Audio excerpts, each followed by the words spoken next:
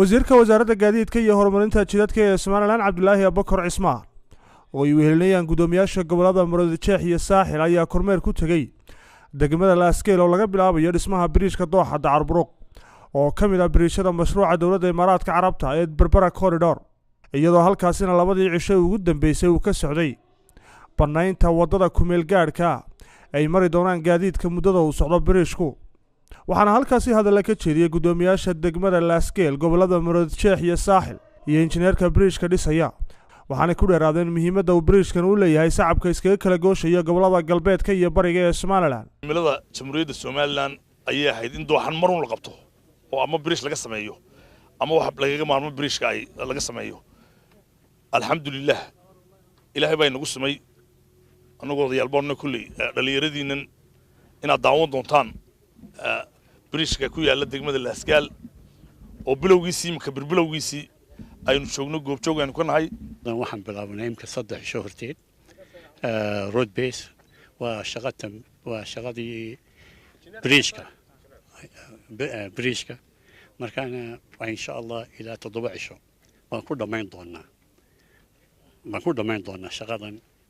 sida biriishka loo bilaabo shaqadiisii badan qaran ku naaloonayay oo ah inay inoo hirgasho wadadan Berbera Corridor iyo biriishadan ku lamaan oo iyaguna halbowle qarankeena waa ogtihiin dooxyadan dhibaatooyin badan baa ka dhacay u dhaxeeya caasimadda iyo degmada Berbera dad badan oo runtii qaranka qiimo weyn ugu fadhiyay hoodeedii baa gashay ayaa dooxyadan sabab u noqdeen maanta waxaynu ilaahay ugu mahadnaqaynaa oo madaxweynaha jamhuuriyadda Soomaaliland iyo wasiirka gaadiidka iyo horumarinta jidadka oo imika garabkayga taagan runtii aynu uga mahad celinaynaa iyagana hawsha qiimaha badan ee qaranka ay u fuliyeen waxay ka mid tahay maalmaha maxaan ku leedahay farxadda weyn inoo ah ka qaran ahaan buundadan aan taaganahay anuu haddaanahay maxaan ku leedahay barasaabka gobolka Saaxil